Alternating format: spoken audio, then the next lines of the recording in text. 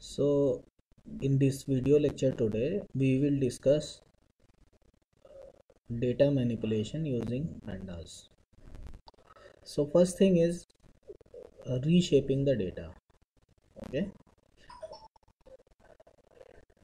in previous lectures I have already told you how to read data using pandas from different sources to data frame. Okay, so now data is already read into data frame. Now you can manipulate the data.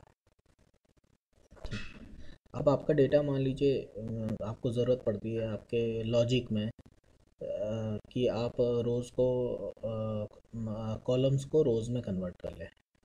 तो आप इसके लिए you can use P D dot melt. Okay, तो ये एक minute मैं इसको कर देता हूँ। तो ये थोड़ा हम्म, हम्म, तो पी डी डॉट मेल्ट इससे कर सकते हैं। ठीक, तो आइए समझने की कोशिश करते हैं। फिर इसके बाद जो दूसरा टॉपिक है होगा हमारा, उसमें वी विल डिस्कस मान लीजिए अगेन इसका उल्टा कि रोज़ को कॉलम्स में कन्वर्ट करने की ज़रूरत पड़े। तो ये दोनों एक दूसरे के काउंटर हैं, तो इसको डिस्कस करेंगे। और फिर उसके बाद row wise concatenation of data frames, यानी दो डेटा फ्रेम है, एक डेटा फ्रेम के पास 3 रोज़ हैं, दूसरे के पास भी 3 रोज़ हैं। तो एक कंबाइंड डेटा फ्रेम बनाया जाए जिसमें 6 रोज़ हों। एक ये हम पढ़ेंगे। दूसरा हम पढ़ेंगे कि मान लीजिए एक डेटा फ्रेम जिसके पास 3 कॉलम हो, और दूसरा डेटा फ्रेम जिसके पास 2 कॉलम हो, और इनको मिलाकर हम 5 कॉलम वाला एक डेटा फ्रेम बनाएं। तो अभी आइए इसको कैगल में करके देखते हैं कि कैसे होगा।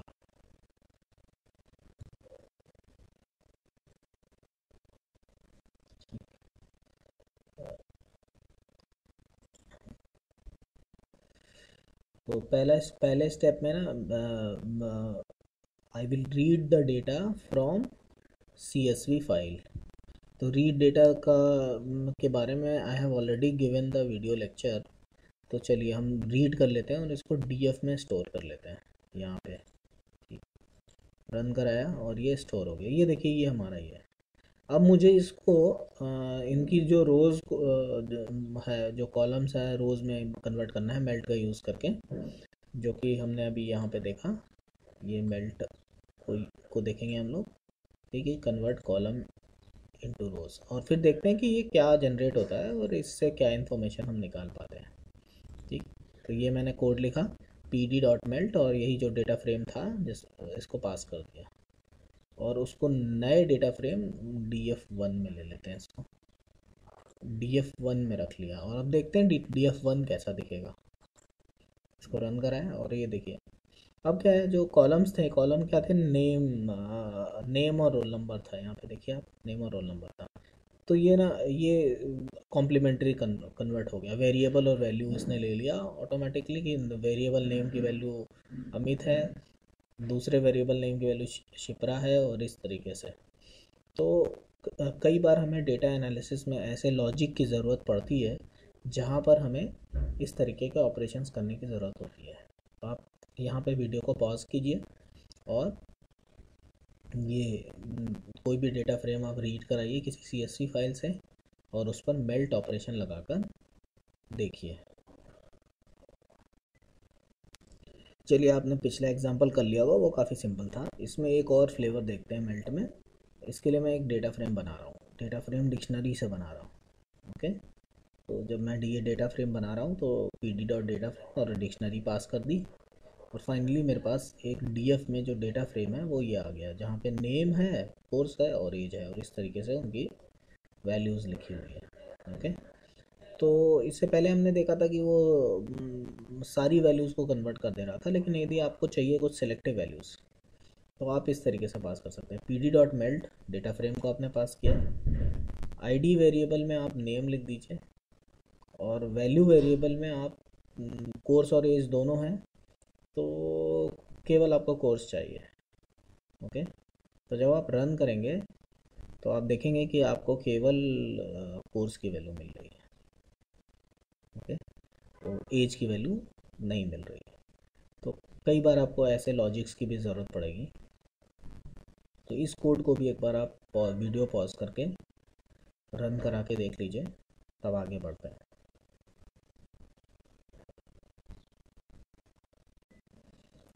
मेल्ट में एक और वेरिएशन देखते हैं। पिछले बार वाले में मैंने केवल कोर्स का डेटा मांगा था। अब मान लीजिए मुझे आईडी वेरिएबल नेम हो गया, तो नेम आईडी की तरह रिपीट होगा।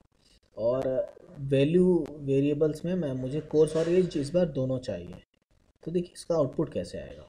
आउटपुट ऐसे आएगा, नेम जो पहले आ रहा था, पहले वेरिएबल कोर्स की नेम के साथ एसोसिएटेड वैल्यूज़, और उसके बाद वेरिएबल नेम की एज के साथ एसोसिएटेड वैल्यूज़। तो कई बार हमें डेटा में से कुछ इंपॉर्टेंट इन्फॉर्मेशन निकालने के लिए ये मेल्ट ऑपरेशन करना पड़ सकता है।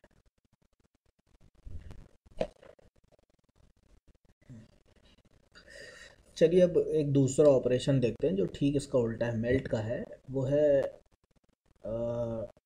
पिवट। ठीक, स्प्रेड रोज इनटू कॉलम्स। ठीक, और इसे क्यों करते हैं, इसकी क्या ज़रूरत है, आइए आगे देखते हैं। कैगल में चलते हैं और वहाँ पर मैं आपको एग्जांपल बताता हूँ। ठीक, तो सबसे पहले एक नया डेटा सेट CSV फाइल से डेटा फ्रेम में ले लीजिएगा। आप लोग मेरे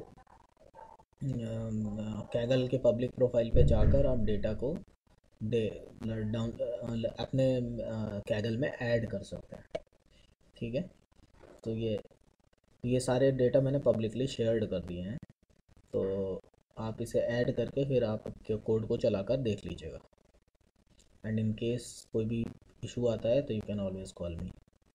तो आइए सबसे पहले मैं जो भी मेरा CSV में डेटा है उसको मैं रीड करके एक डेटा फ्रेम में रीड करा लेता हूँ। तो मैंने डेटा फ्रेम में ये रीड करा है। ये देखिए इस तरीके से है कि नाम है, सेमेस्टर एग्ज़ाम है और मैथमेटिक्स उसी तरह। एलिसा का सेमेस्टर साइंस में 74 है। ठीक, और सेमेस्टर 2 में इसी तरह है, फिर सेमेस्टर, तो इस तरीके का डेटा है। अब सपोज़ कीजिए मुझे इन्फॉर्मेशन किसी और तरीके से चाहिए। ठीक है, इन्फॉर्मेशन मुझे सेमेस्टर वाइज चाहिए कि सेमेस्टर वाइज कुछ एग्रीगेट होकर इन्फॉर्मेशन आए, जैसे ग्रुप बाई कमांड आपका होता है SQL में या DBMS में, आप लोगों ने पढ़ा होगा। तो आइए देखते हैं इसको इसको अचीव करते हैं पिवट टेबल से। ओके, तो आइए इसके लिए हम ये कमांड लिखेंगे, pivot underscore table data frame. Index में हमें एग्ज़ाम और सब्जेक्ट चाहिए जो हमारा इंडेक्स रहेगा, और जो हमारा जो फंक्शन रहेगा एग्रीगेट फंक्शन, उसमें हमने यहाँ मीन लिख दिया। तो आइए देखते हैं जब इसको आप रन करा रहे हैं तो जो आउटपुट आ रहा है वो ये आ रहा है कि आइए देखते हैं। इंडेक्स में हमने एग्ज़ाम लिखा तो एग्ज़ाम सेमेस्टर आया, कॉमा सब्जेक्ट। ठीक है, तो सबसे पहला तो एग्ज़ाम वाइज ये हुआ, कॉमा सब्जेक्ट। अब एक सेमेस्टर में यानी एक एग्ज़ाम में 2 सब्जेक्ट्स थे, तो दोनों सब्जेक्ट्स के ये जो इसका मीन निकल गया कि सेमेस्टर 1 में जो भी मैथमेटिक्स में जिसके जितने भी नंबर आए इसका मीन निकल गया, और इसी तरह सेमेस्टर 1 में साइंस में जो भी आए उसका मीन निकल गया। ठीक, और इस तरीके से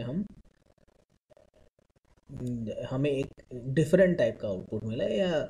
और basically we should always remember कि data science is about taking information from the data. देखिए ये इंफॉर्मेशन ऑलरेडी छुपी हुई थी इसमें। यदि मैं आपसे पूछता तो कि भाई सेमेस्टर 1 का मैथ्स का एवरेज बताइए और साइंस का एवरेज बताइए, इसी बात सेमेस्टर वाइज एवरेज बताइए, तो आप क्या करते, आप मैथ्स सेमेस्टर 1 का मैथ्स का एवरेज निकालते। ठीक है, यही हम थोड़ा सा साइंटिफिक वे में निकाल रहे हैं कि हमारे पास इस तरीके के प्रिविलेजेस हैं कि I can always do that. Okay, अब इस एग्रीगेशन फंक्शन को यदि मैं एवरेज से मीन से बजा के मिन लिख दूँ, ओके, तो सारी चीज़ें वही रहेंगी। एग्ज़ाम वाइज मुझे ये पता लगाना है कि क्या लोगों के क्या मिनिमम मार्क्स रहे। तो ये देखिए 47 आया, मैथ्स में सेमेस्टर 1 में 47 मिनिमम रहा, साइंस में 31 रहा। ठीक है, आइए मैथ्स लिख के देखते हैं कि क्या होता है। ठीक है, तो मैथ्स में देखिए ये सब मैक्सिमम मार्क्स रहे। तो ये आपको काफ़ी कुछ जो हिडन डेटा है ये दे सकता है। इसके लिए हमें थोड़ा डेटा को पेवट करना पड़ा, रोज़ को कॉलम्स में कन्वर्ट करना पड़ा। तो you can always use pivot table in this situation. और डेटा सेट के लिए आप आ सकते हैं मेरे प्रोफाइल पर कैगल में सर्च करके, और डेटा सेट मेरे पब्लिक हैं और यहाँ से आप अपने में ऐड कर सकते हैं।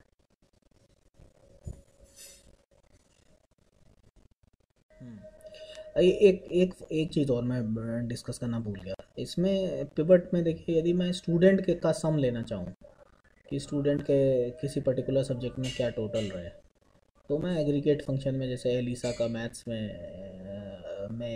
147 रहा हो टोटल दोनों सेमेस्टर से, जो भी एग्ज़ाम उसने दिए मिला के, और इस तरीके से साइंस में ये रहा, मैं इस तरीके से निकाल सकता हूँ। तो ये काफ़ी यूज़फुल फंक्शन है, आपको सही टाइम पर इसकी प्रैक्टिस रहेगी तो you can always use this function at right time.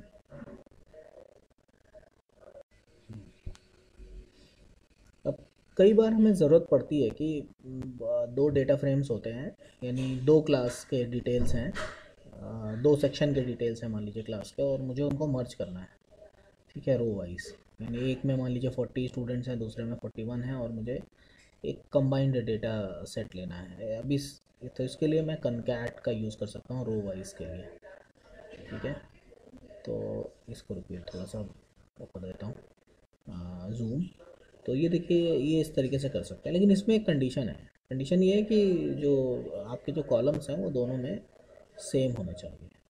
Okay, तो इसी तरह यदि मुझे कॉलम वाइज ऐड करना है, सपोज़ कीजिए कि स्टूडेंट की कुछ इन्फॉर्मेशन मैंने एक टेबल में स्टोर कर रखी है, और कुछ इन्फॉर्मेशन दूसरी टेबल में स्टोर कर रखी है, तो इसके लिए मैं कॉलम वाइज उससे कॉन्कैटिनेट कर सकता हूँ। कॉलम वाइज के लिए मुझे इस पर एक्सिस इज इक्वल टू 1 लिखना पड़ता है। यहाँ by default axis is equal to 0 होता है।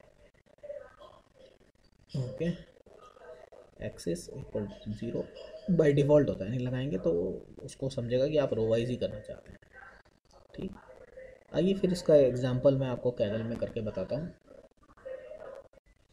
तो चलिए कॉनकैट ऑपरेशन डिस्कस करते हैं। पहले हम लोग रो वाइज कॉनकैट करेंगे, तो इसके लिए मैंने क्या किया है, वही वो पहला ही डेटा फ्रेम यूज़ किया है कि एक डेटा फ्रेम ले लिया, तो इसमें से मैं रैंडमली कोई भी 4 रोज़ ले लूँगा।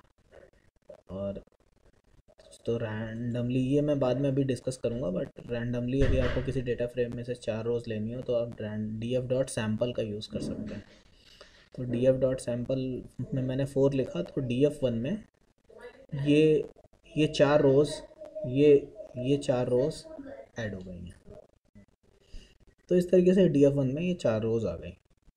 ठीक, तो मैं इसी कोड को दोबारा लिख देता हूँ, डी एफ टू में भी मैं दो रैंडमली 4 रोज़ ले लेता हूँ। तो ये देखिए आप, डी एफ टू में भी ये 4 रोज़ आ गए। ओके, और अब मैं इन्हीं को रो वाइज ऐड कर दूंगा।